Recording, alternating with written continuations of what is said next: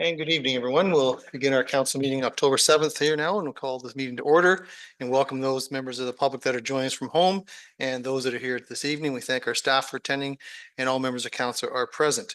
And we'll ask everyone to remind everyone to ensure your cell phones either turned off or are on mute. And we'll ask everyone to rise for Roll Canada, please.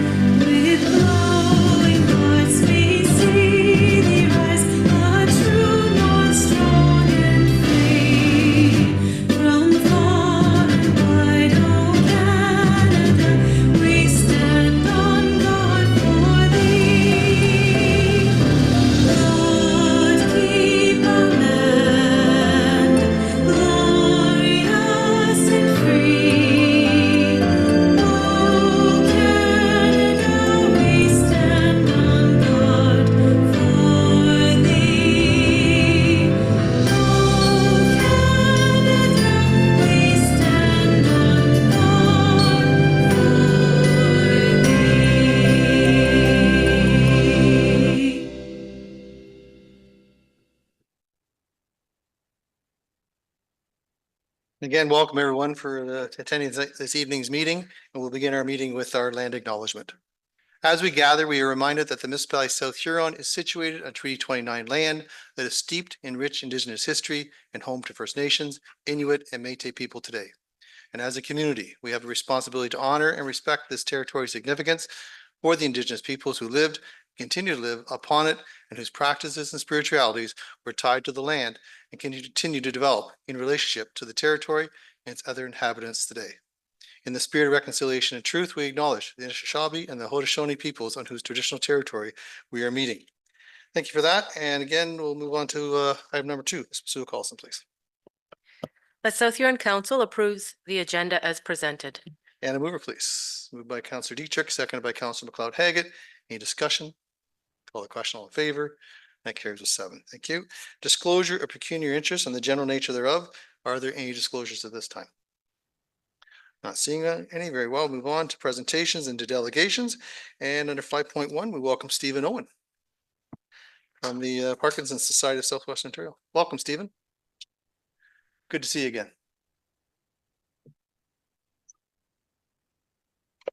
Where's the button, they said? I couldn't help but notice that in the slides of the national anthem, your construction didn't make the slide, not even once. I've passed through a number of times this summer on the way to Grand Bend, and really appreciate the chance, the opportunity to come in your worship and council to talk to you today just for 10 minutes about the Parkinson's Society Southwestern Ontario and what we do in the area. So I will, who do I say next? I wave at you next to, right? So our motto, our tagline is that hope is close to home.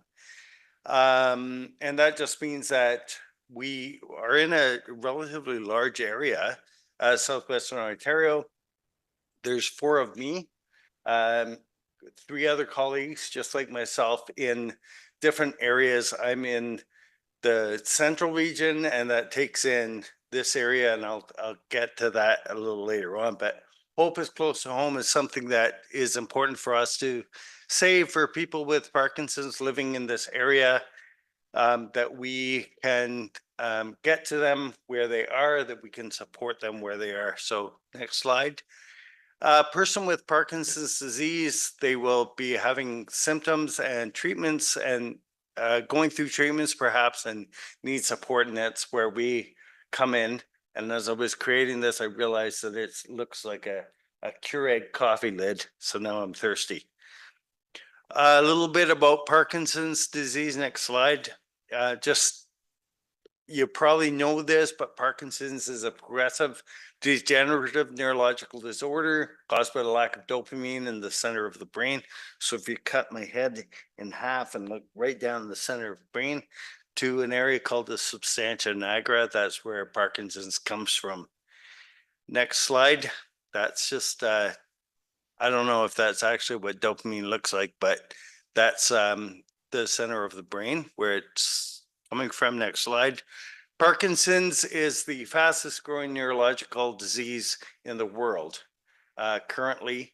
And there are, by estimates, not everyone with the disease, with any disease, comes forward and is on any sort of database. So that's why I say it's estimated that there are 100,000 people in Canada living with Parkinson's disease right now. And you'd probably guess that because of the population of Ontario, Ontario is going to have the largest preponderance of that. And we estimate that there's 46,000 people in Ontario. I don't have the current stats for what that means to us in Southwestern Ontario, but if you extrapolate and look at our population, it's fairly large. We know that currently there is one neurologist that specializes in Parkinson's for a population of about 1,400 people in our area. And that leads to long wait lists. We were talking about that at the walk. I'd love to have follow-up conversations with you, Mr. Mayor. I guess now is a good time as ever to say thank you very much for attending our walk for Parkinson's at Grand Bend, and I'll get to that a little later on. But you can imagine that because there's the outward parts of Parkinson's that you can see, think Michael J. Fox, right? So you can see the outward shaking, the tremoring, the rigidity, the shortness of gait, the stoop shoulders. That's all on the outside. We call that motor symptoms, but it's the non-motor symptoms, and one of them is anxiety and depression. So you can imagine if a person in Southwestern Ontario is waiting for up to 2 years after their general practitioner has pointed them towards a neurologist, if they're waiting that long for that appointment, you can imagine where the anxiety that's already there with the disease comes into play. Next slide. We won't spend much time on this, but this is the motor symptoms that I spoke about. I would love to send this by, well, I guess you all have it, right? So there you go. I don't have to send it to you by email, you have it. So if you want to look at that at your leisure, you can. Next slide talks about the non-motor symptoms of Parkinson's. And this is where our support to people and our programs and services try to touch on both the motor and the non-motor symptoms of Parkinson's. Next slide just talks about the treatment that people can do. It's a neurological disorder that is not curable right now. We don't have a cure for it. We are working on it. There is research going on in our areas in the universities in Southwestern Ontario, as well as around the world. We don't have as big a population as the States.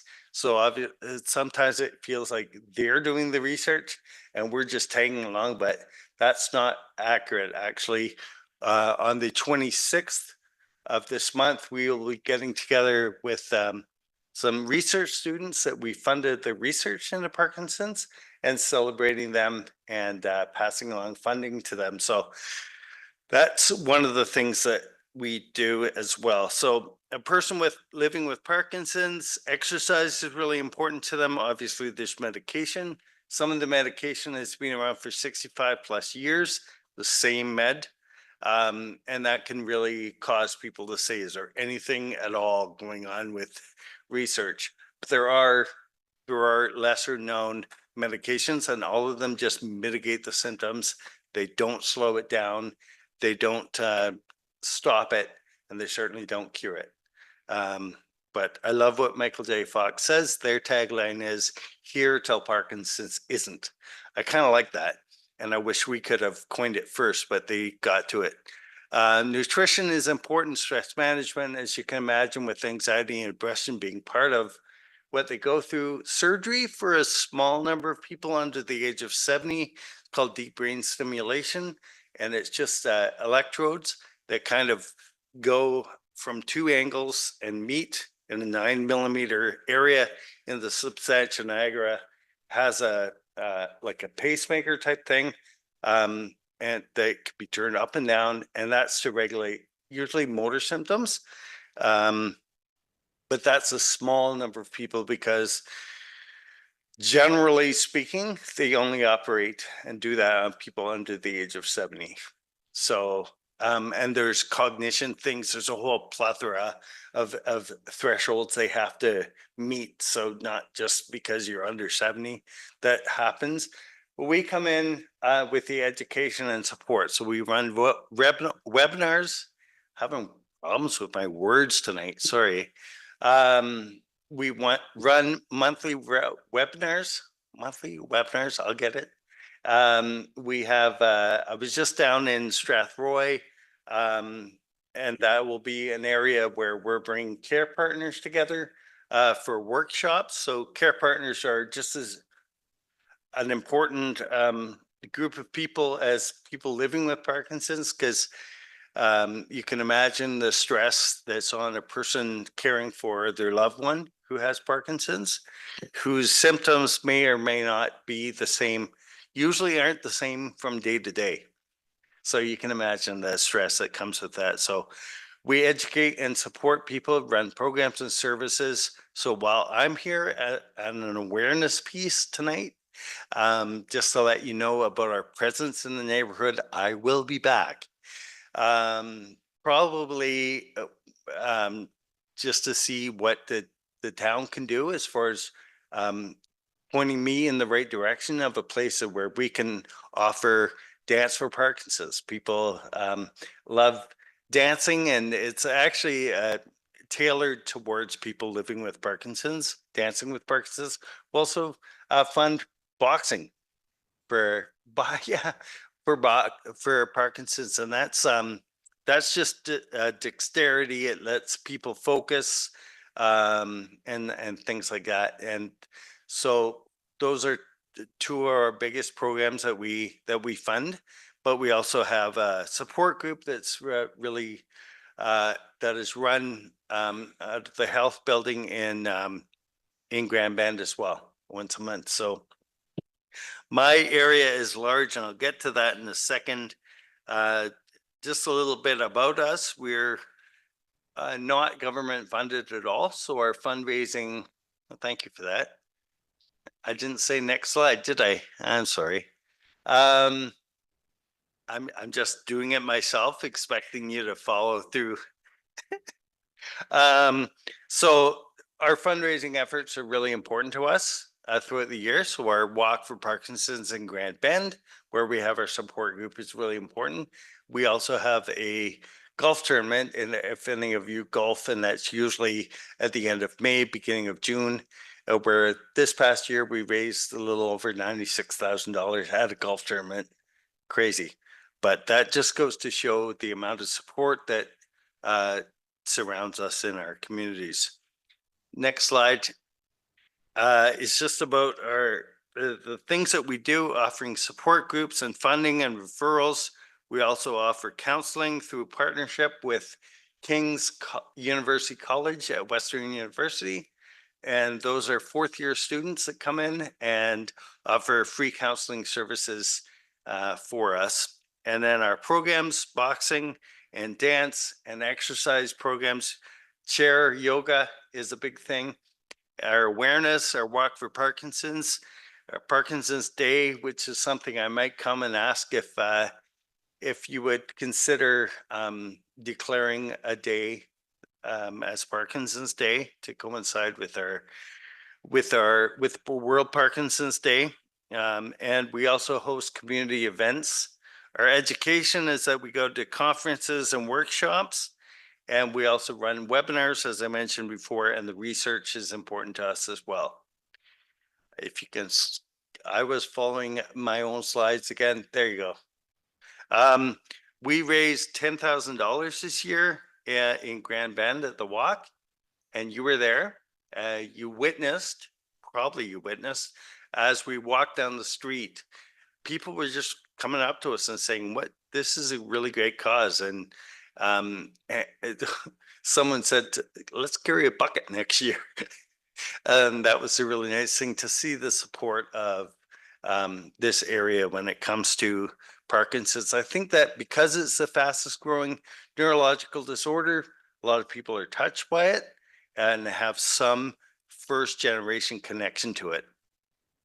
Our community, next slide, represents all of Southwestern Ontario, serving 15 unique and diverse regions. So you can see that's a big amount of space.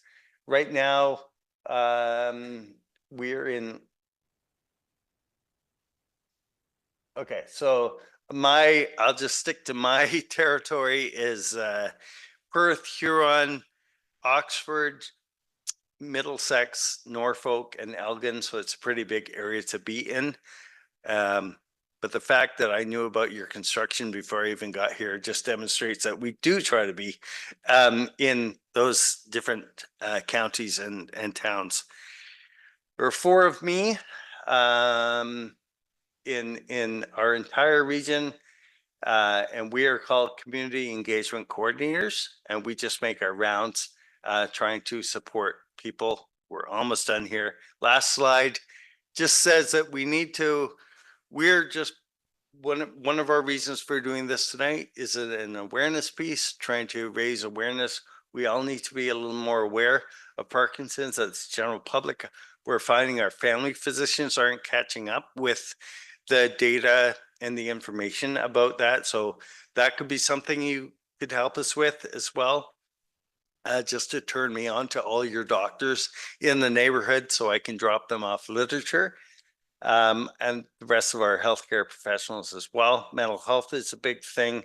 And our social worker service right now is through that social work program at King's College, but that's an eventual maybe next leap into 2.0. And there you go. Well done, Stephen. We appreciate you making the presentation.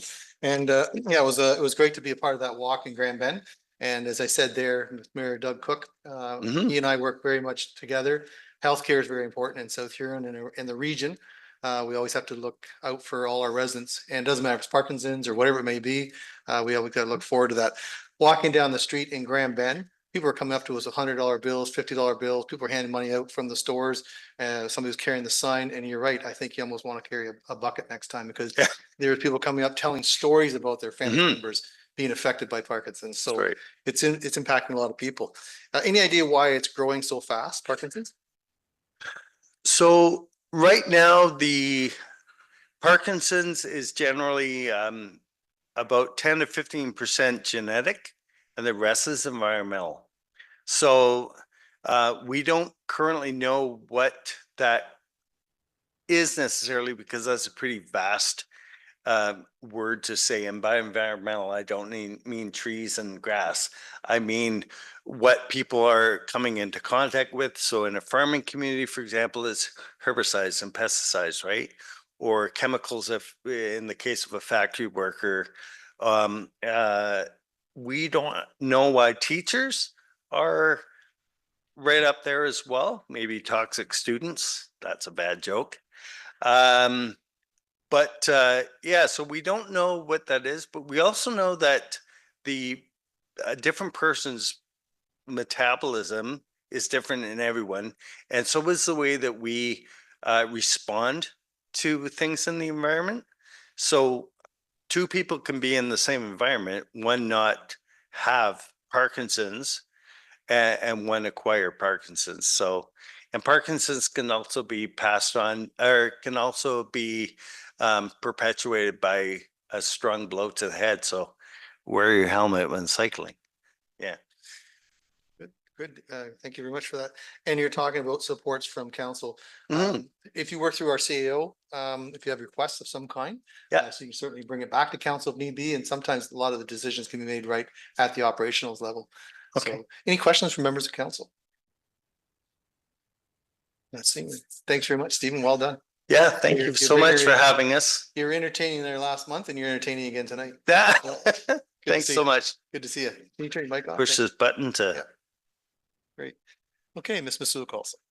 That South Huron Council receives a delegation from the Parkinson's Society Southwestern Ontario as presented by Stephen Owen.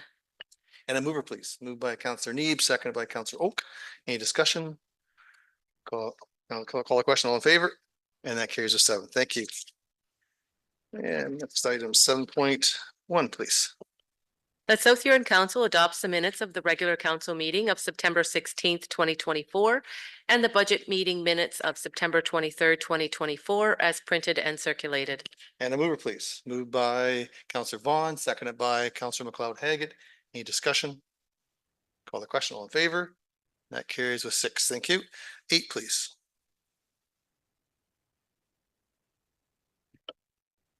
That the minutes, agenda, packages, and reports of the following committees and or boards be received as presented to council. The Ausable Bayfield Conservation Authority, draft minutes of July 18th, 2024, and agenda package of September 19th, 2024. Upper Thames River Conservation Authority, board meeting draft minutes of August 27th, 2024, and agenda package of September 24th, 2024. Finance and Audit Committee, draft minutes of July 19th, 2024, and agenda package of September 24, 2024. Exeter Business Improvement Area, BIA minutes of August 29th, 2024. Community Safety Wellbeing for Huron, draft minutes of September 11th, 2024. Blue Water Recycling Association, meeting highlights of September 19th, 2024. And a mover, please. Moved by Councillor Oak, seconded by Councillor Vaughn.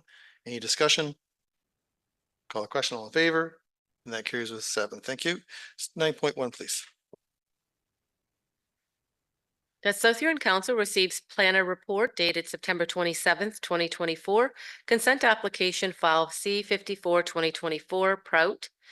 And that South Huron Council recommend to the County of Huron that the application C-54 2024 be denied since it does not meet the policies for a surplus residence severance. And a mover, please. Councillor Vaughn, seconded by Councillor McLeod Haggett. Discussion. Councillor Oak. Thank you, Mayor. I guess I'll be voting against this motion. Just in regards to the fact that there's no agricultural land being taken out of production here. The house already exists. The applicant plans on building a house on another property that he has, another farm that is an agricultural land where he's planning to build. So it's just he's going to use the funds selling this place to build his other place. So it would be a surplus dwelling if it was the other way around. It's very encouraging that there's a young family moving back to South Huron with the family, and I noted that there was no staff concerns about this application and that there was some valid recommendations that would go if we were to support this application instead of deny it. So that's why I look to being supportive of the application. Okay, thank you. Any other comments? Councillor McLeod Haggett. Yes, through you, Mr. Mayor, just echoing Councillor Oak. I as well will be taking the same position as him, as we need to look at the fact that it's bringing family back to our community. The same dwelling, they're taking one, moving it, building another. So therefore I would support it. Okay, thank you. Any other comments? Okay, so we have a mover and a seconder to, sorry, go ahead, Mr. Sukals. Through the mayor, perhaps we can start with a split of the motion, if that works for council, if a member of council could call for a split. Councillor Oak. Okay, we'll split that, please. Go ahead.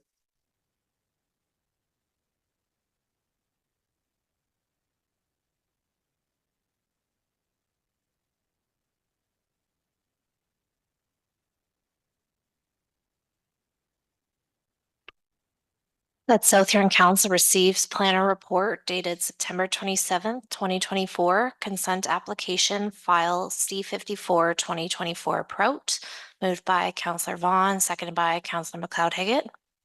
Okay, and this is just to receive the report. Any discussion on that?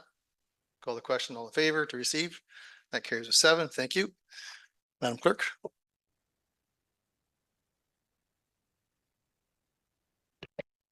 That South Huron Council recommend to the County of Huron that the application C54 2024 be denied since it does not meet the policies for surplus resident severance.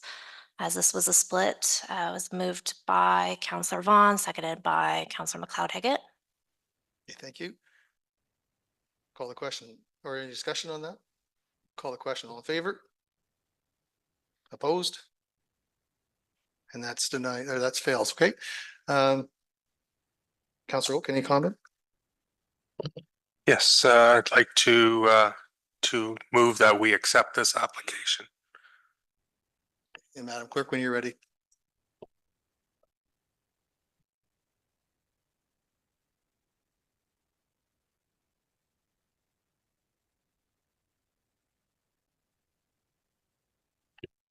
That South Huron Council recommends to Huron County Council that consent for file C54 2024 Prout be approved with the potential conditions listed in planner's report dated September 27th, 2024. So moved by Councillor Oak.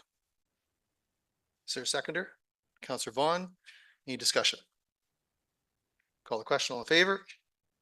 And that carries with 7. Thank you. Okay, thank you very much. 9.1.2. That South Huron Council receives planner report dated September 27th, 2024, removal of holding symbol application SHU Z03 2024. And a mover, please. Deputy Mayor, seconded by Councillor Dietrich. Any discussion? Call the question. All in favor? Carries with 7. Thank you. 9.1.3. That South Huron Council receives staff report BPS 09 2024 residential parking study for information. And the council adopt the Municipality of South Huron residential parking study phase 1 prepared by BA Group dated September 2024. And a mover, please. Moved by Councillor Neeb, seconded by Councillor Vaughn. Any discussion? Councillor Vaughn, go ahead, please. Okay. So we have 2 parts to this motion, one to receive it and the second to for council to adopt the residential parking study phase 1. And so I'm just wondering what that actually means in terms of adopting this actual study, because there's a number of recommendations. So we're not really saying we're going along with recommendation, whatever. So what are we actually adopting here? I don't understand that. Okay, and Mr. Wolf, I see you're online. Would you be able to respond to that? Yes, of course, through the mayor. Excuse me.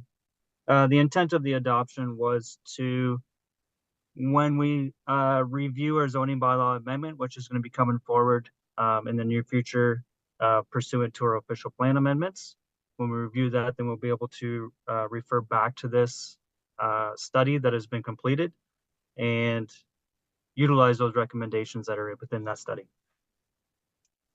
Okay, thank you. Any other questions? Okay, not seeing any. Councillor Vaughn, do you have a follow-up? Look like you do. I do.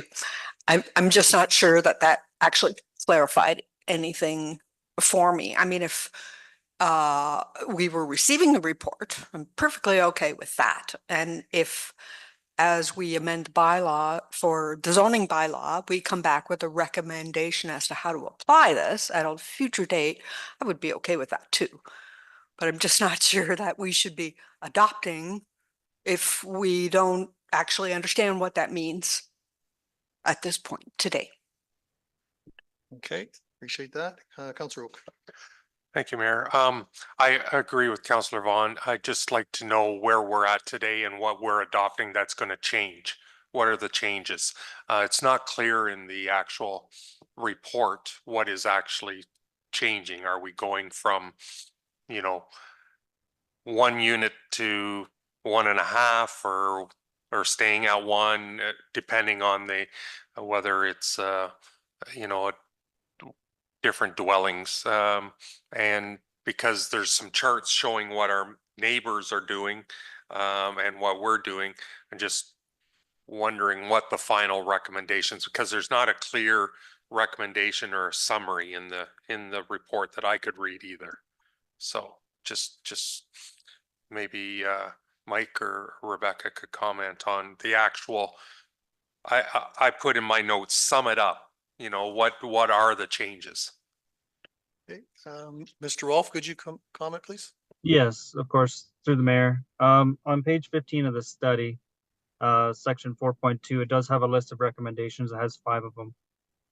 Recommendation 1 is regarding residential visitor parking for multi-use residential dwelling units. Number 2 is for, again, parking in townhouses, higher density of 1.5 parking spaces per unit, which is what we currently have, with the caveat that if we're going to provide visitor parking, then we remove 0.25 parking spaces per unit, because that's what is suggested. May I introduce Michael from BA Group, who prepared this study and is willing definitely to answer any questions that council may have of the study itself. But like I said, in page 15 of this report, there is 5 recommendations to move forward. The intent of having this study adopted, again, was so that staff could use this document moving forward when we're talking to developers. If they're, requesting a reduction, we can indicate, yes, we've done this study. This is the recommended parking spaces, whether it's visitor parking for higher residential or for low residential. And then again, if or when we update our zoning bylaw, we can utilize again this study to ensure that we have enough parking, that we're not going to get in trouble in the future with not enough parking and enforcement problems. Thank you, Mr. Rolfe. And Michael, did you want to comment at all? Good evening, everybody, and thank you for the invite, Mike. I think Mike summed it up very well. I think from a process perspective, I think Mike is more well suited to speak to it than that, in terms of what the municipality is doing in the future with potentially updating its zoning bylaw or assessing development applications. But as Mike said, page 15 of the report that BA Group, my consulting firm, prepared, it outlines in kind of direction that can be taken in reference to either future updates to the zoning bylaw or development applications. That's the page to look at. Okay, thank you, Councillor Oak. Yeah, thank you, Mayor. Just as a follow-up, so I agree if that's, as opposed to just saying we're adopting the report, maybe that we're agreeing with the recommendations that are, listed in this report as further detail in our resolution, because I don't want it to be muddied that it's just a report, because there's a lot of things. But I think if we were to say we support the recommendations that are in this study, I can live with that. Okay, thank you. Any other comments from members of council? Councillor Dietrich. Thank you, Mr. Mayor. Who regulates the square footage of the lots? Mr. Rolfe or Michael, who wants to take that?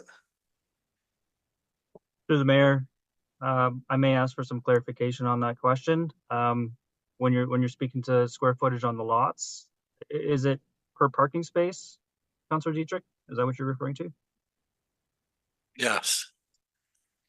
So through our zoning bylaw, there's provisions in there for minimum widths and minimum lengths of each individual parking space, and but whether it's parallel, perpendicular, or at a degree to the roadway. It's not looked at as a square footage. It's more looked at as a length and width measurement. Okay, thank you. Any other comments? Counselor Vaughn? Yeah, okay. So first of all, I'd like to say that I really liked this report. I really liked the comparative analysis that was done. It was quite a thorough looking study from my perspective. I'm still kind of at that, I'm not sure what's being recommended here. When I sat back and thought about what is this report trying to tell me, what I basically got out of that was that the recommendations seem to be saying kind of maintain your status quo, like the parking that you actually have right now looks good for your community with all of the environmental factors and transportation and comparing to like neighborhoods and municipalities. And I also read into that, maybe I shouldn't have, but this is why I have a problem with what am I adopting, that it was basically saying, don't be in a hurry to lower your parking requirement. And I suppose this recommendation number 2 kind of gave me that feeling when it said, do not change the minimum residential parking requirement. But so that was kind of the gist that I had in terms of my analysis of what you were trying to tell me here. But I do recognize that some developers have come to the table specifically asking us to lower our parking requirements. And I'm thinking about some of our apartment building dwellings that are creating issues around the neighborhood for, if not here, where are they going to park on the street and so on and so forth. So when I understand what Mike is saying in terms of we would like some flexibility to be able to use this report when we're discussing with developers. I'm just not sure what it is we're thinking we might be discussing. I'm still there. Okay, thank you. Any other comments? Counselor Neeb?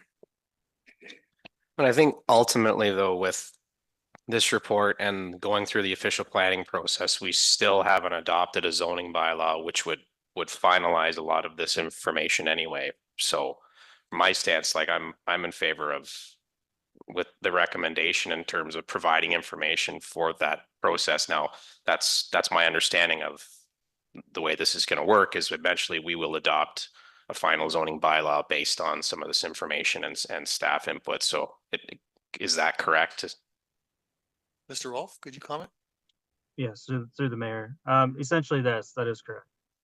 There will be a zoning bylaw amendment coming forward in early 2025, shortly thereafter the completion of the official plan update, and it's at which point we will re-review the parking requirements that are currently in there and use this document as discussion and more than likely what we will be relying on to move forward with the provisions in the new zoning bylaw. Okay, thank you. Counselor Neeb, you have a follow-up?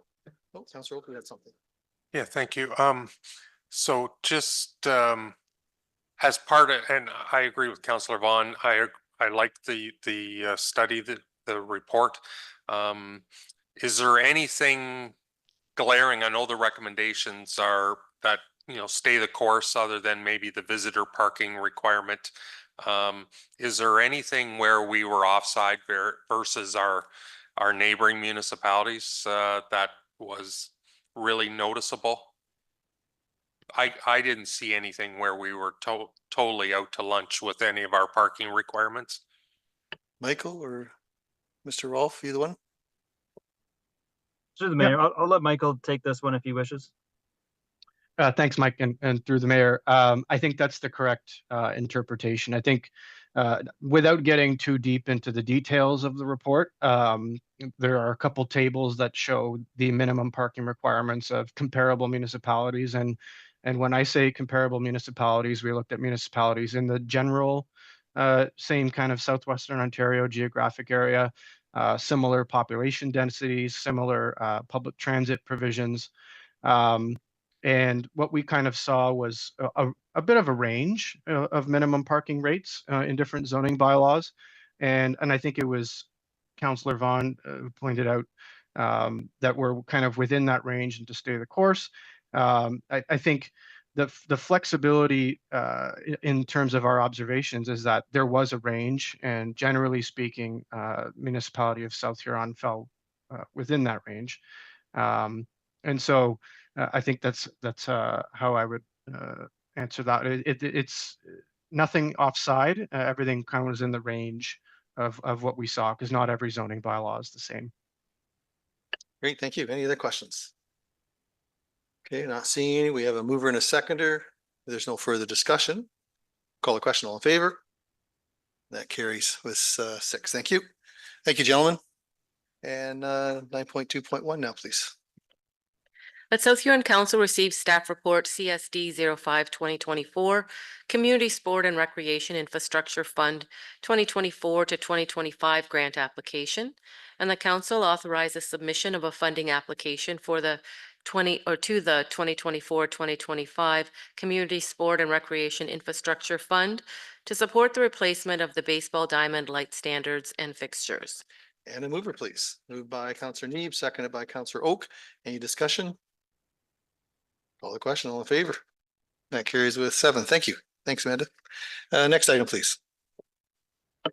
The South Huron Council receives the staff report TSD 12-2024, request for proposals for active transportation study, and that South Huron Council accepts the proposal received from RJ Burnside and authorizes the award of a professional services contract to RJ Burnside in the amount of $46,065.60 plus HST.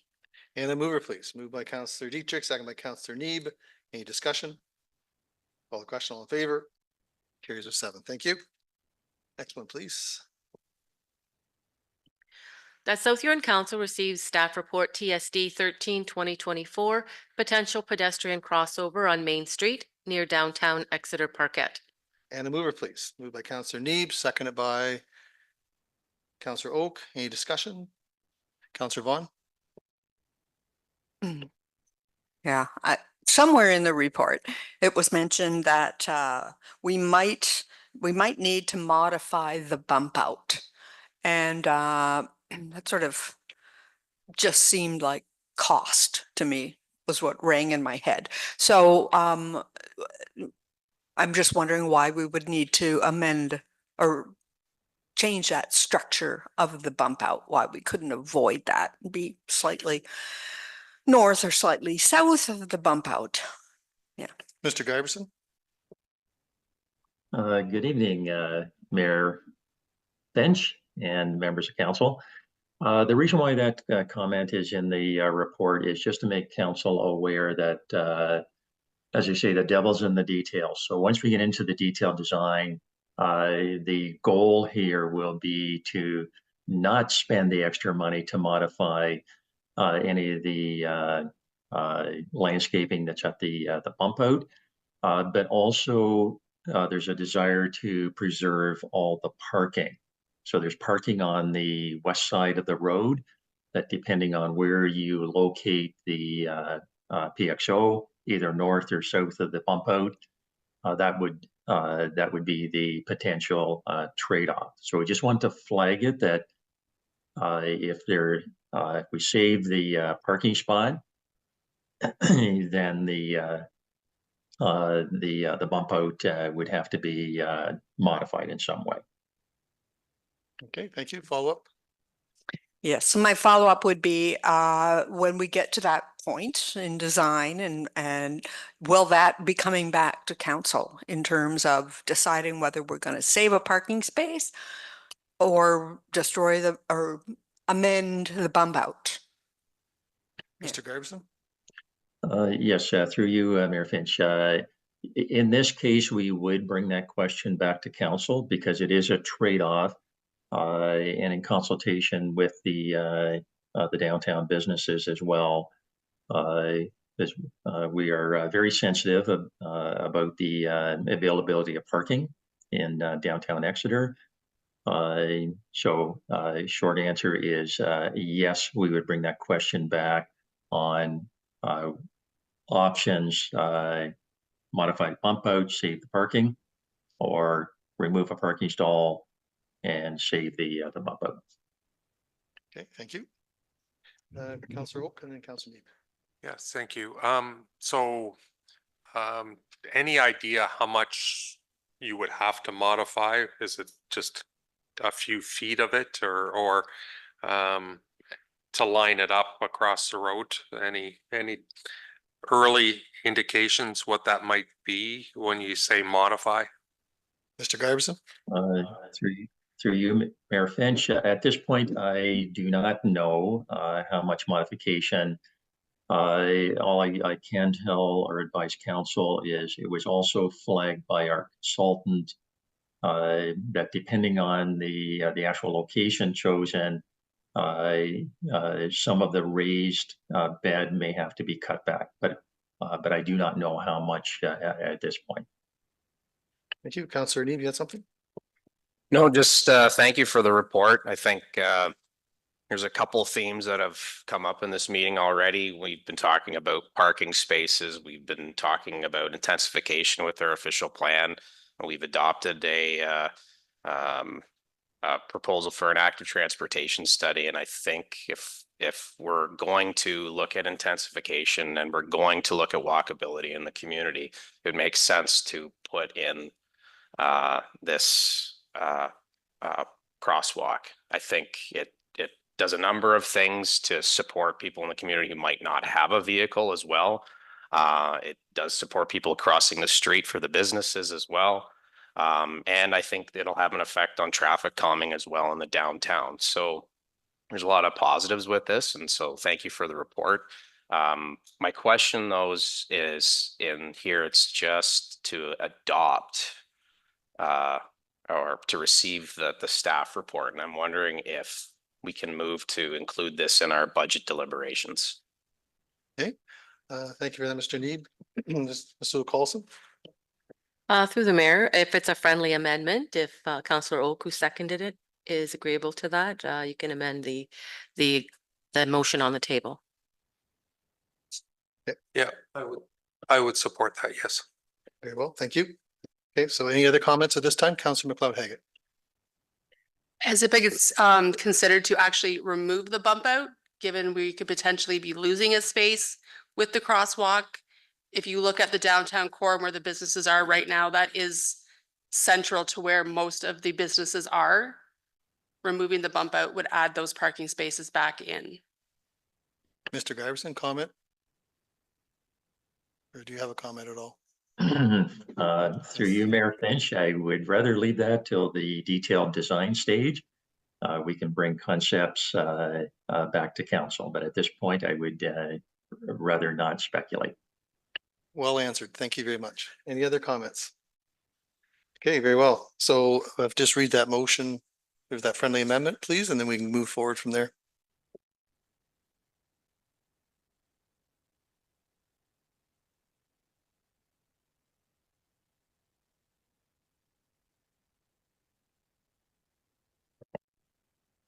That South Huron Council received staff report TSD 13/2024 potential pedestrian crossover on Main Street near downtown Exeter Parquet, and that the potential pedestrian crossover on Main Street be referred to budget deliberations. So moved and seconded. No problem. Good. Okay, any further discussion? Call the question. All in favor? And that carries with 7. Thank you, everyone. And 9.3.3 now, please.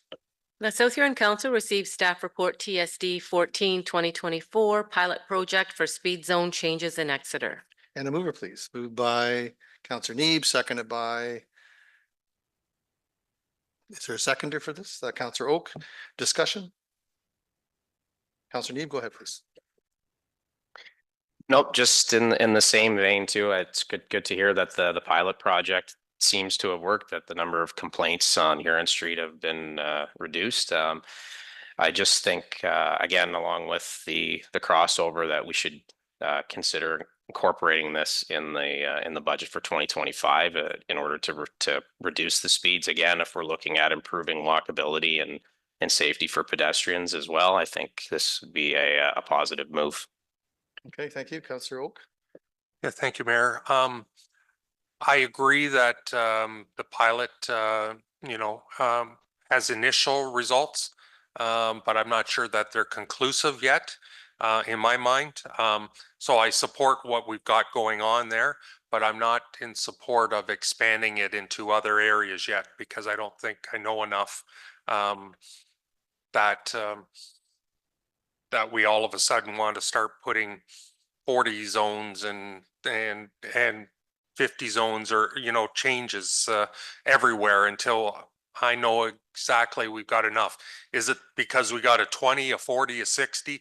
Like it on that one street, there's like 4 different speed limits in a short period of time. And I'm not sure that what's giving us the best results. And just throwing a 40 in another area doesn't tell me that we're going to have you know, the same type of results. So the spending of another 10,000 for signs, I'm not 100% sure that that's the right thing to be doing right at the moment. That's just my take on it. I'm supportive of what we're trying to do with the initial road section there. I just that's just my comments. Okay, thank you. Any other comments? Deputy, go ahead. I guess my only concern is I look at Huron Street West coming off Airport Line and it's at 60 kilometers an hour. When you get into the rest of the rural area, it's 80 kilometers an hour. I don't understand. There's only 2 houses there and one's right on the edge of town. So by that time you're slowed down. So I would like to see that move back up to 80 kilometers an hour where it originally was, because I can't see that that 60 kilometers is helping anything out in the country. Thank you. Okay, and maybe Mr. Giverson, you have a comment on that? I know we have a 70 out on 83 Highway. Perhaps you can just maybe comment. Through you, Mayor Finch, I would take any direction from council on the speed limits. The only thing we do notice on just that stretch of Huron Street from Airport Line in is most of the traffic is coming off of Airport Line. So it's a little different than some of the other rural roads where the through traffic is going at the 80 kilometers. So this section, they basically will speed up and then have to slow down. So what happened previously was by the time people speed up to 80, they're almost at the town limit. And then they start slowing down within the 50 zone. So as I said, staff will take any direction from council, but what's out there appears to be working. People don't seem to be speeding up to 80 and then having to slow down when they see the 40 zone. So those are my only comments. Okay, thank you. Any other comments? Councillor Vaughn. Yes, I'm okay with the Huron Street signage and limits right now. I'm looking at the recommendation, which is basically saying we receive the staff reports for the pilot project and speed zone changes in Exeter.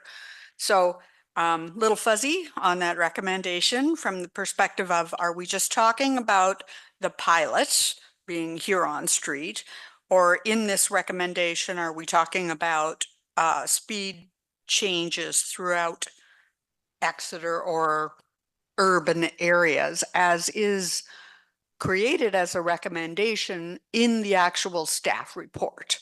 So I think essentially I'm okay with closing down the pilot, saying, yes, that's a good speed limit for the Huron Street. But because I don't understand about impacts on any other road in urban areas, I'm not prepared to say, yeah, that's okay. Let's just start ordering signs up to $10,000 and changing speed limits without really understanding what we're doing here. Okay, any other comments? Councillor Ms. Carlson, you have a comment? To the mayor. The actual recommendation here is just for Exeter and for the pilot project. This additional discussion and staff recommendations is should council want to approve, that would be a further resolution for the all areas. So just for clarification, for what the resolution is for this report is just to receive it, and the pilot project for speed zone changes in Exeter. Okay, thank you. And Mr. Oak. Thank you, Mayor. I guess just clarification in the report, though, it says discussion and staff recommendations. So in here, it says staff believe that this pilot has achieved the results and recommend that council consider expanding the speed reduced zones to all urban areas. And so if we receive the report, staff are recommending that we reduce the speeds in the other areas, but we're not sure what that means. Are you talking about reducing them to 30 or reducing them to 40 or 50 from 60? Like, I'm not sure what this, it's sort of a gray area. It's not saying what is the reduced speed you're recommending that council should recommend or agree to. The interpretation of the report is that staff believe that the pilot project did achieve the desired results. Further, is a recommendation that council consider expanding, not that council expands it as far as when we receive this report, just that you consider it, but that's not part of this report. Yeah. Councilor McLeod-Haggett.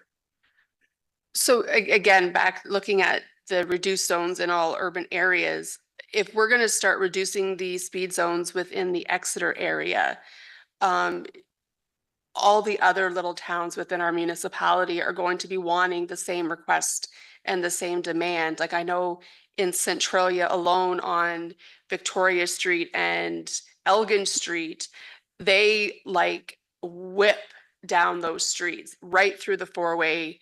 They get to the main street onto Elgin Street and not sure where they're accelerating to, but they're picking the speed up quite heavy before they get to number 4. So I just think we're opening it that if we're doing this in Exeter, the expectation is we're going to be doing this throughout South Huron. Mr. Sue Colson. Through the mayor, that would be up to council to decide or to further discuss that. As far as this particular report is, it's just basically receiving the results. There's a staff recommendation for council to consider further, but that's not part of any recommendation that has been read on the table. Mr. Oak. Thank you. And I agree. I can live with that. I guess the idea then, the financial impact though is really at this point in time is 0 unless council considers something. So the financial impact is, so this financial impact is only for if we move ahead with reduced zones in other urban areas potentially. Through the mayor, Dawn, you'll just have to like confirm this, but I believe that is so, right? There's no further cost to leave it as is. Correct. Through you, Mayor Finch, I have to comment that this is the first report that I've written it's the first time I've used the new template. So there is some newness to how all this is going to work process-wise. But to be clear, the actual recommendation motion to be approved by council is strictly to receive the report.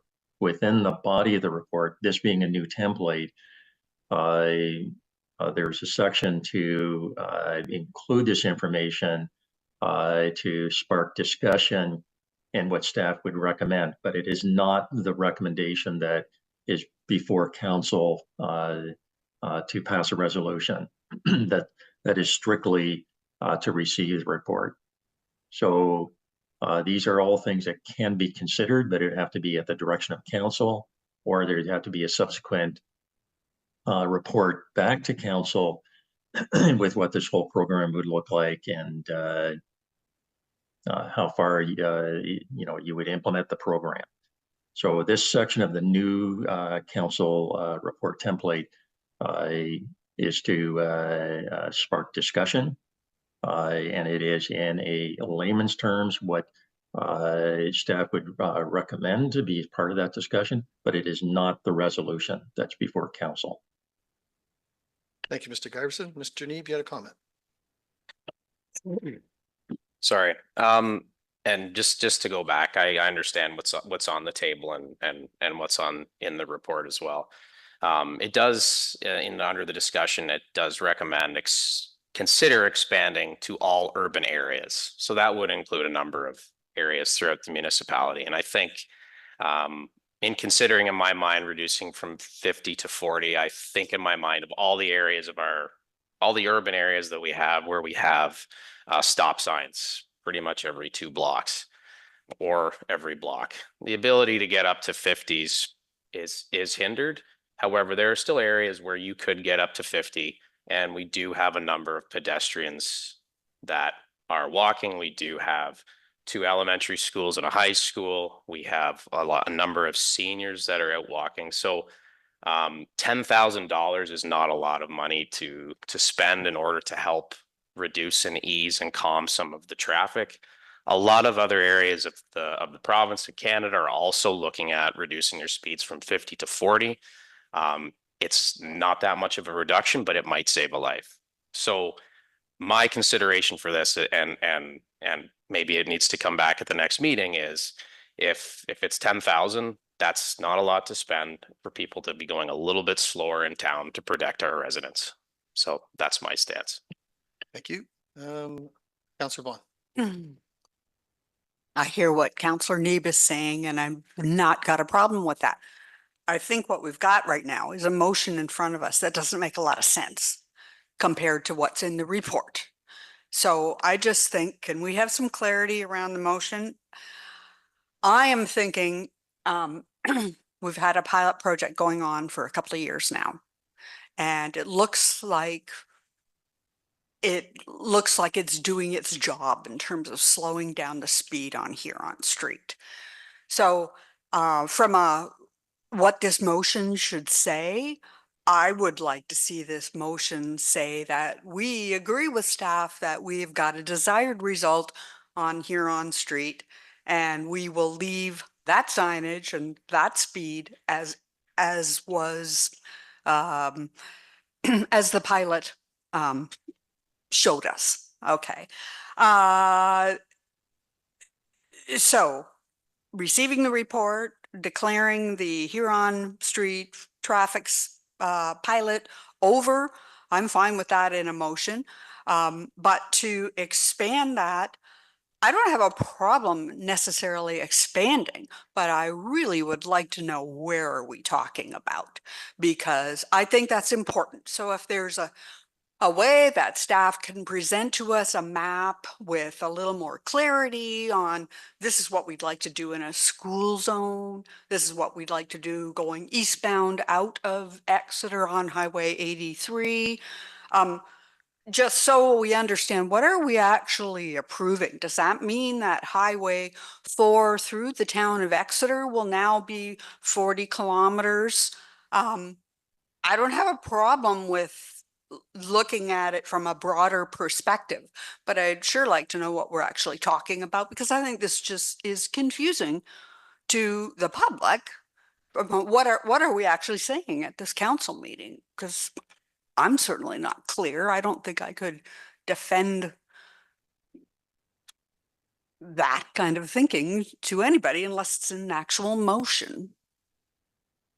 Okay, thank you. And Mr. Giverson, on regards to Thames Road or Dashwood Road, do we have any authority to reduce the speeds there or in Dashwood or in Mount Carmel or those kinds of places because it's county road?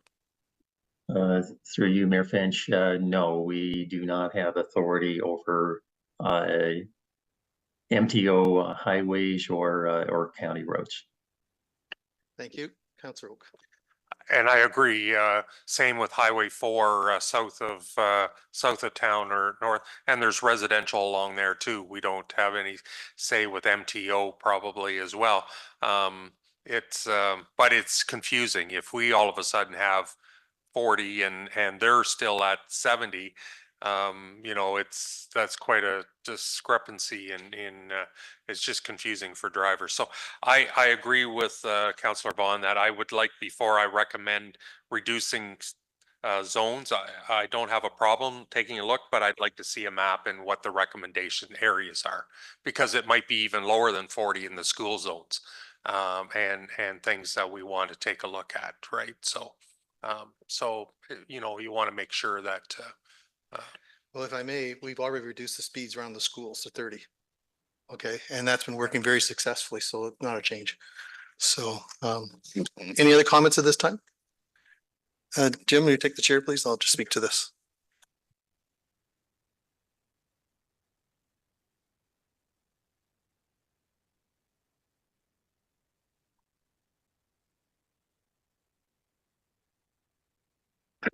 I'm pleased to see the report indicating that speed should be reduced to 40 kilometers an hour. Sorry, I just lost my, as they currently are. As we know, the speeds on every street in our urban settlements are half of that of the 401, which is historically irresponsible in today's world if you take a moment to consider. But the reason this has been done is because we've always done it this way. Many studies have been done across Ontario and Canada, and they all come back to show that by reducing the speeds from 50 to 40 will reduce the catastrophic injuries in the event of a collision. We need not reinvent the wheel and ask for a study or more studies when it's been proven beyond time and time again that this is the way to proceed. When I first brought this forward, this idea to reduce the speeds and the pilot project was approved, I was contacted by at least a dozen people asking that reduce the speeds on their streets. Residents who lived on William Street, Pride Boulevard, Churchill, Andrew Street, Snyder Crescent were all in favor of speed reduction to 40 kilometers an hour. Many of these individuals were young families and some were older residents. I received countless and countless positive comments from members of the public about the speed reduction in front of the hospital and on Huron Street West. We need not be rocket science to understand that we can slow traffic down. We can reduce the catastrophic injuries that can occur. And there are many studies that support this. And as the OPP has stated in the past many times, traffic safety is everyone's responsibility. So anyone who's driving the car or vehicle has to be paying attention. It should not be confusing. And as I travel the province, I pay particular attention to the speed limits now as I travel through communities from Kenora, Ontario to Alliston to London, Elgin County and all points in between.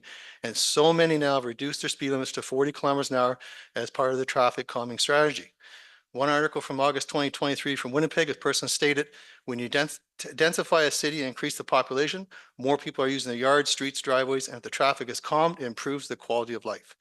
In November 2023, the small community of Eugenia in Grey Highlands reduced their speed limit to 40 kilometers an hour. In Kawartha Lakes, they implemented the Community Area Speed Limit Project, where many of the 50 zones have been reduced to 40 and designed to help improve motorists, cyclists, and pedestrian safety. In August 2019, Regina reduced their school zones to 30 kilometers an hour, something we've already done, as I mentioned. Reducing the speed is not about more traffic tickets. It's all about bringing attention to all drivers that they have a responsibility to drive responsibly in all built-up areas. And I equate the success we are receiving with the radar signs and slowing traffic down. Many communities are using the same technology. So from housing intensification, our aging demographics, and the young people learning to drive, this is a common sense approach to traffic calming and safety. This is all about a simple, common sense strategy, and there's never a wrong time to make the right decision. Thank you.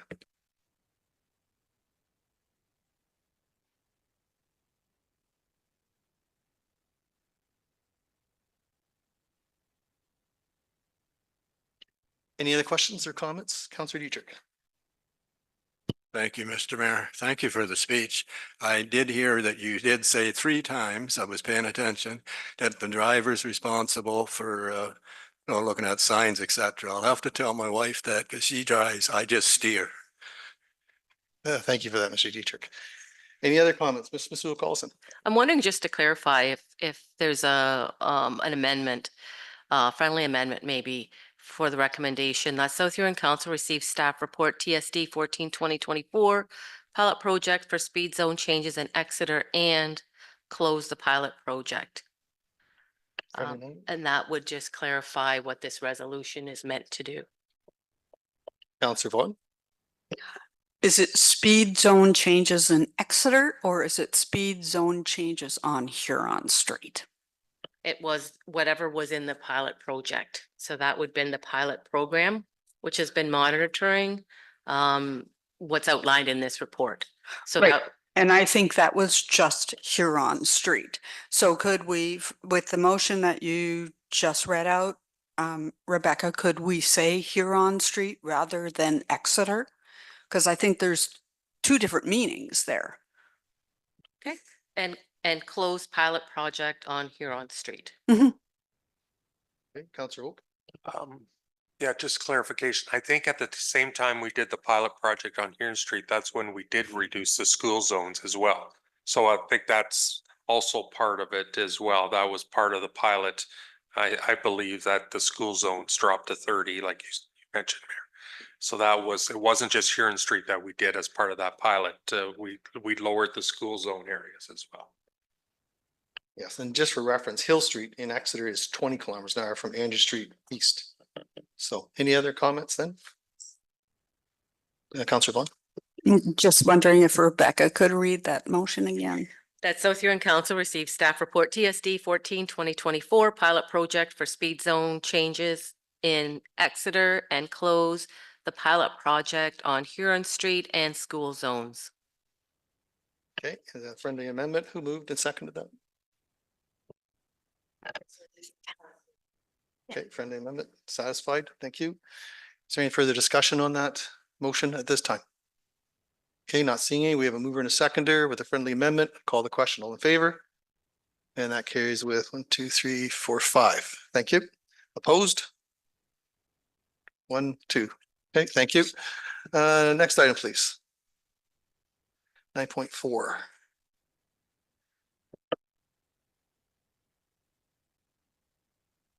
That South Huron Council received staff report ITSI 07/2024 communication program enhancements for information. And a mover, please. Moved by Counselor Oak, or sorry, Counselor Neeb, seconded by Counselor McLeod Haggett. Any discussion? Call the question, all in favor? That carries with 7. Thank you. 9.4.2.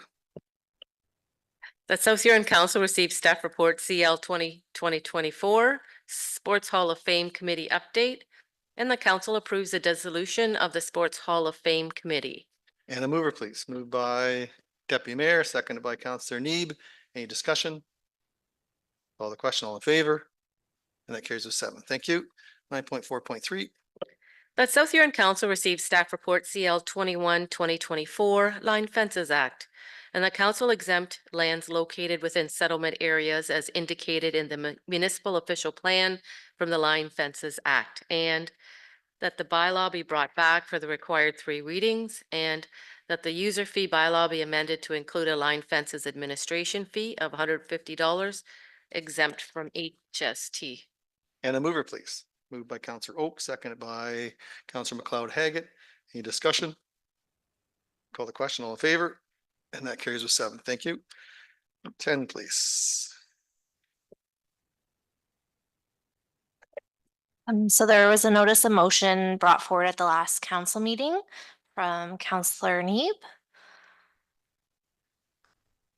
Whereas the South Huron Heritage Advisory Committee has presented a letter to South Huron Council outlining concerns regarding heritage preservation in South Huron. And whereas prior to royal assent of the More Homes Built Faster Act 2022, subsection 29, sub 1.2 of the Ontario Heritage Act provided council of the municipality the opportunity to give notice of intention to designate a property within 90 days of a prescribed event. And whereas the More Homes Built Faster Act 2022 amended subsection 29 sub 1.2 of the Ontario Heritage Act to provide that council may give notice of intention to designate a property only if the property is listed in the register under subsection 27 sub 3 or predecessor of that subsection as of the date of the prescribed event. And whereas the Heritage Advisory Committee has noted concerns regarding this amendment, limiting the authority of municipal councils to designate properties with the potential to undermine the effectiveness of heritage preservation efforts across the province. And Whereas the Heritage Advisory Committee has provided correspondence attached hereto to South Huron Council in relation to the concerns requesting council support and to communicate these concerns to the province and forward a copy of this motion to the Association of Municipalities of Ontario, municipal councils across the province, and provincial MPP. Now therefore be it resolved that the Corporation of the Municipality of South Huron requests the province reconsider the amendment to subsection 29 sub 1.2 of the Ontario Heritage Act, and that this motion and attached correspondence be forwarded to the Premier of Ontario, Minister of Municipal Affairs and Housing, Minister of Citizenship and Multiculturalism, Association of Municipalities of Ontario, municipal councils across the province, and MPP Thompson. So move, Councillor Need. So moved. Is there a seconder? Seconded by Councillor Vaughn.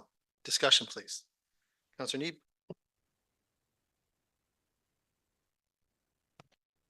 Through the chair. So you'll recall maybe about a month or so, or a month and a half, there was correspondence received from the Heritage Committee along with this draft motion.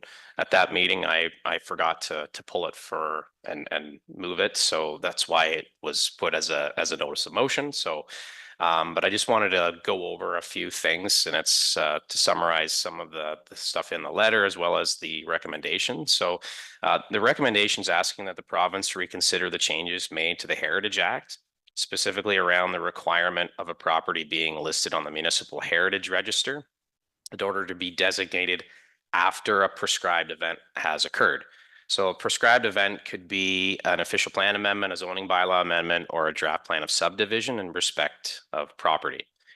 So there are two lists in the municipality. We have our Heritage Register and designated properties. So properties that are on the registered list are properties that have not been designated, but that the municipal council believes to be of cultural heritage value or interest.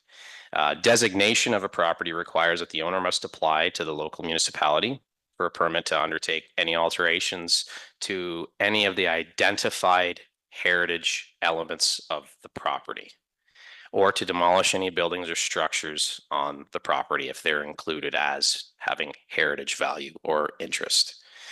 So the changes that were made to the Heritage Act currently make it impossible to designate a property after a prescribed event has occurred. So from the committee's perspective, it's problematic because it takes power away from council and the community to discuss or debate the cultural or heritage value of a property. And this recommendation is asking that the province reconsider those changes to allow that to occur. I'm really sorry for making Alex read all that and making you listen to all that, but I think it is very important that as a council, we are able to hear those concerns and actually have those discussions at the council table. Yeah, thank you for your comments, Mr. Neeb. Any other comments? Okay, not seeing any. We have a mover and a seconder. If there's no further discussion, I'll call the question. All in favor? And that carries with 7. Thank you very much. Very well. Item 11, there's no items for discussion. 12, new business. Are we aware of any new business? None. Thank you. Mayor and councillor comments and announcements. Are there any announcements at this time? Deputy, go ahead. Yeah, on the weekend I believe it was Saturday night, I'm not sure, but there was a lighting of the lights. I guess that's what you call it. I don't know. That's my impression of it anyway. And it was quite a sight. I'm not saying that, but I guess I have a problem with these balloons landing all over the place. In farmers' fields this time of year, our cornfields are dry. We have soybean fields that are dry. So it really concerns me. Plus the plastic, and they say they're biodegradable, which they are. Takes 2 to 3 months for them to be gone. So I guess I have a little issue with those flying around in the country, and they said, well, we picked them all up. Well, no, you can't pick them all up when they're in a cornfield. So I don't know is there a report we can get back? I just saw that Lambton Shores has a bylaw that they're not allowed to light them, but I would like to see something come back, and maybe I could get our fire chief to speak a little on it if he would care to. Chief Becker. Thank you, Deputy Mayor Dietrich, through you, Mayor Finch. It is becoming popular to have these things banned. As you indicated, they are very dangerous. They fly quite a distance, and it's generally at night. And I prefer not to be out fighting fires at night. I prefer to, be relaxing. So I know Blue Water has one, I believe, as well as Lambton Shores, and I would be in support of that as well.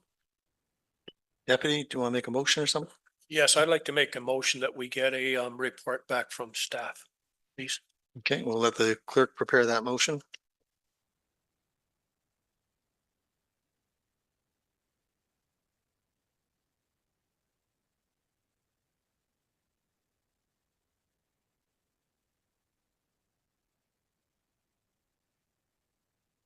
So just for some clarification through the procedural bylaw, as this item is brought up today, it could be brought back for items arising under previous discussion at the next meeting for discussion. And at that time, a motion could be brought forward for report. Okay, we'll come back. Okay. Thank you. Any other comments at this time then? From other members of council? Not seeing any. Councillor Oak? Yeah, thank you, Mayor.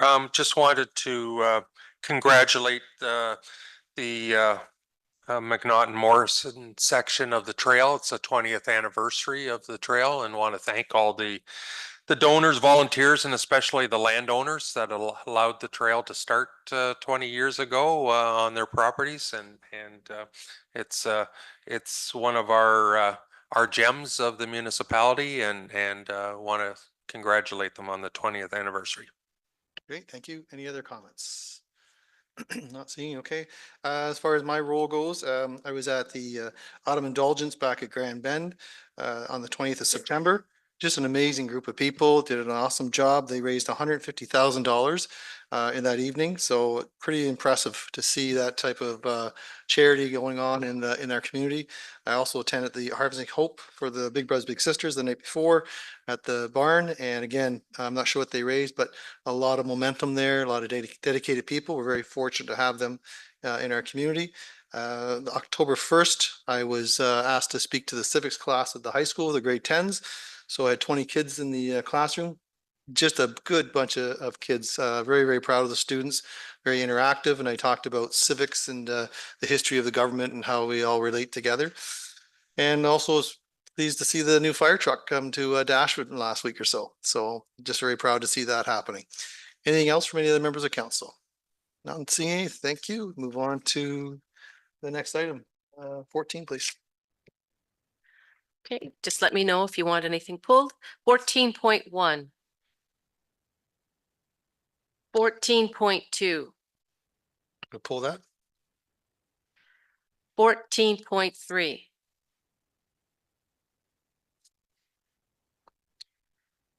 14.4. 14.5. 14.6. Full. 14.7. 14.8. 14.9. 14.10. 14.11. Pull that. 14.12. 14.13. 14.14. 14.15. Pull that. 14.16. Pull that, please. Okay. 14.2. Just wanted to ask any comments from our staff in regards to 14.2. Are you aware of any information? I know we've been talking about this since 2019. We met with the ministry, Roma, I believe it was, and just nice to see that it's moving forward to the EA process. Any other comments on that at all? Don, Mr. Giverson, comments, please? Through you, Mayor Finch, yes, staff are aware of the project. And we have been in contact with the consultant, and we are working cooperatively with them to exchange information. So it's a very positive step from our perspective. Great. Good to hear. Councillor Oak. Yeah, thank you. Yeah, looking forward to some of the early findings, I guess, and how it might affect the municipality of South Huron with Gore Road. There's some discussion on some different road alignments, and so yeah, looking forward to seeing how this all shakes out. Great. Thank you. Councillor Vaughn. Yes, I just wanted to comment that there's a number of residents in the west end of South Huron that have also received this notice of study to their homes. And they're actually, I've heard a lot of positive feedback in terms of glad that the province and the county are taking a look at this. Some initial mixed views in terms of whether it should be like a traffic signal or a roundabout. Yeah, some pros and cons being mentioned for both. So a lot of chatter going on in the West End. Great. Yeah, and I've heard lots of comments back there over the years about a roundabout or just improvements, but we'll let the experts come back with something and see what they say. Good. Nothing further on that. Go to 14.3. Deputy, go ahead. Yeah, I'd be interested in registering. And Ms. Sue Colson, who will be registered right now? I know I am. Yes, Councillor Oak, Councillor McLeod Haggett, and now Deputy Mayor Dietrich. Okay, anyone else interested in going at this time? Okay, thank you. Do we need a resolution for that? Thank you, Madam Clerk. That South Huron Council authorizes the clerk to complete registrations and hotel bookings for Sunday, January 19th to Tuesday, January 21st for the 2025 Roma Annual Conference. And that will be for the following members of council: Mayor Finch, Councillor Oak, Councillor McLeod Haggett, and Deputy Mayor Dietrich. And a mover, please. Moved by Councillor Neeb, seconded by Councillor Vaughn. Any discussion? Call the question. All in favor? That carries a 7. Thank you. Next item, 14.6, Councillor Neeb. Thank you, Mayor Finch. So the Exeter Lions Club and the Exeter BIA are looking to close the road for the Exeter Santa Claus Parade on November 16th. So I'm not sure if that requires a resolution or just direction, but I'd be willing to make that motion. Great, thank you. We'll just wait for the clerk to get that ready.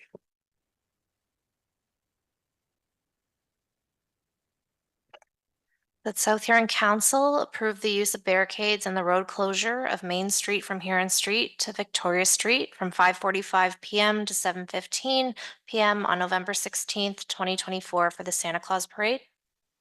So moved. Thank you. By Councillor Neeb, seconded by Councillor Oak. Any discussion? Call the question. All in favor? And that carries a 7. Thank you. 14.9, Councillor McLeod Haggett, I believe. Yes, I would ask that our counselor on the table, we support provide a letter of support for Jessica's House.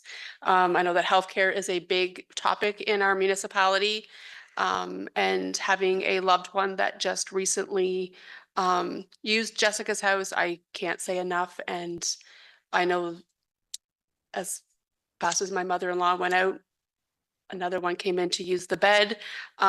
It's a very well-used facility, and they definitely need more beds and support in there.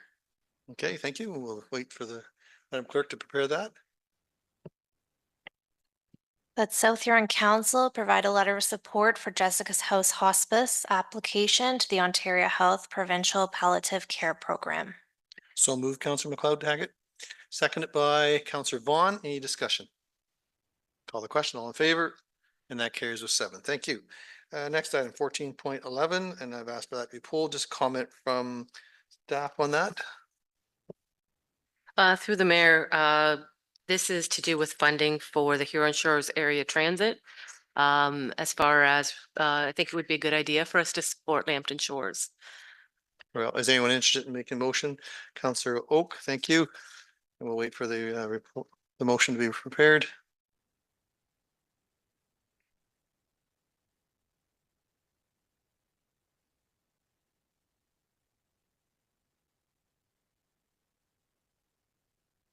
That South Huron Council supports the October 1st, 2024 resolution of the municipality of Lambton Shores regarding Southwest Community Transit Services, and that the supporting resolution, along with the original resolution, be circulated to Premier Ford, Minister of Transportation, MPP Thompson, and municipality of Lambton Shores. So moved. Is there a seconder? Second by Counselor Neeb. Any discussion? Counselor Vaughn, go ahead, please. Yes, just a question of clarity. It's referenced the Southwest Community Transit Services.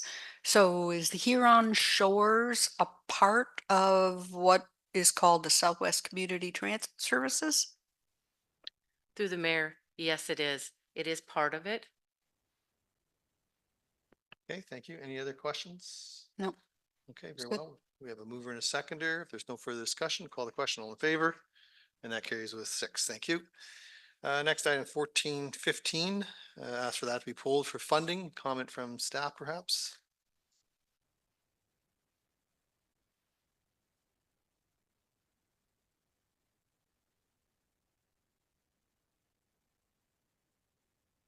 Council has supported in the past resolutions talking about funding for municipalities. So this is another resolution such like that. Anyone wishing to support that? Counselor Oak? We'll wait for our Madam Clerk to prepare the resolution.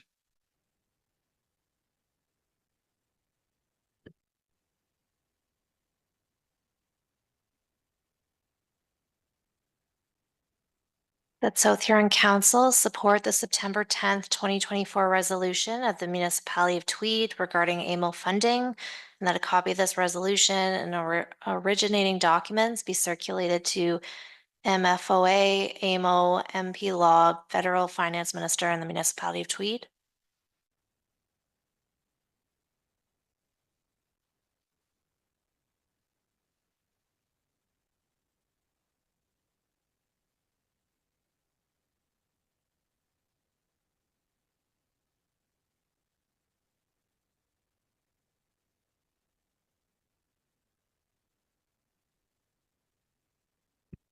I'm sorry. Take away that.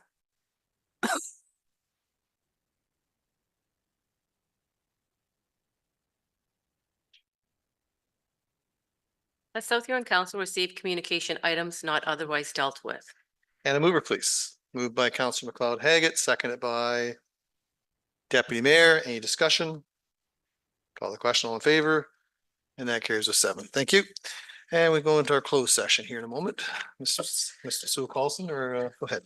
That South Huron Council proceeds in closed session at 7:33 PM as permitted for the purpose of addressing labor relations or employee negotiations and advice that is subject to solicitor-client privilege, including communications necessary for that purpose, in accordance with subsection 239(2)(d) and F of the Municipal Act, and that the CAO, Clerk, General Manager of Community and Emergency Services, Fire Chief, and Talent and Workforce Manager remain in attendance.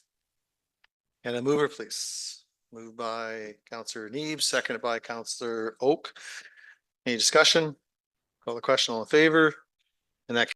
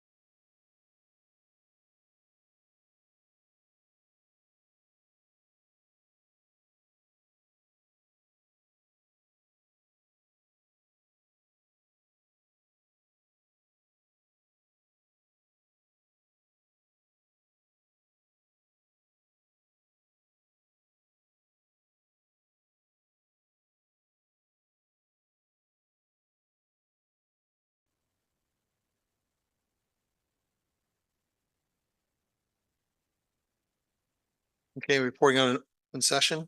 Council met in closed session to consider matters. It is permitted to do so under the Municipal Act and is listed on today's council. The following items were considered during the closed session: labor relations or employee negotiations and advice that is subject to solicitor-client privilege, including communications necessary for that purpose, and the minutes of September 16th, 2024. As a result of our closed session today, the closed meeting minutes of September 16th, 2024 have been approved, and the following will be considered by council in open session. The South Huron Council received staff report CAO 11-2024. Very well. And moving along there. Have a mover, please, for that. Moved by Councillor Neves, seconded by Councillor Vaughn. Any discussion? Call the question, all in favor. Carries with 7. Thank you. And 17.1. That South Huron Council gives first, second, third, and final reading to bylaw 55-2024, being a bylaw to enter into a subdivision agreement between the municipality of South Huron and 102-8094 Ontario Inc., 40T10001 Phase 3, Crediton Village Centre subdivision. And a mover, please. Moved by Councillor Dietrich, seconded by Councillor Vaughn. Any discussion? Call the question, all in favor. That carries with 7. Thank you. 17.2. That South Huron Council gives first, second, third, and final reading to bylaw 56-2024, being a bylaw to amend bylaw 69-2018 of the municipality of South Huron for lands described as part lot 10, concession 6, Stephen Ward, municipality of South Huron. And a mover, please. Moved by Councillor Vaughn, second by Deputy Mayor. Any discussion? Call the question, all in favor. That carries with 7. 17.3. The South Huron Council gives first, second, third, and final reading to bylaw 57-2024, being a bylaw to adopt an automatic aid agreement with the municipality of Lambton Shores for fire protection services. And a mover, please. Councillor Oak, seconded by Councillor Vaughn. Any discussion? Call the question, all in favor. Carries with 7. Thank you. 18.1. The South Huron Council gives first, second, third, and final reading to bylaw 58-2024, being a bylaw to confirm matters addressed at the September 23rd, 2024 budget meeting and the October 7th, 2024 council meeting. And a mover, please. Moved by Councillor Neeb, seconded by Councillor Dietrich. Any discussion? Call the question, all in favor. That carries with 7. Thank you. And 19, please. The South Huron Council hereby adjourn at 8:20 p.m. to meet again on October 21st, 2024 at 6 p.m. or at the call of the chair. Moved by Deputy Mayor, seconded by Councillor Neeb. No discussion. Call the question, all in favor.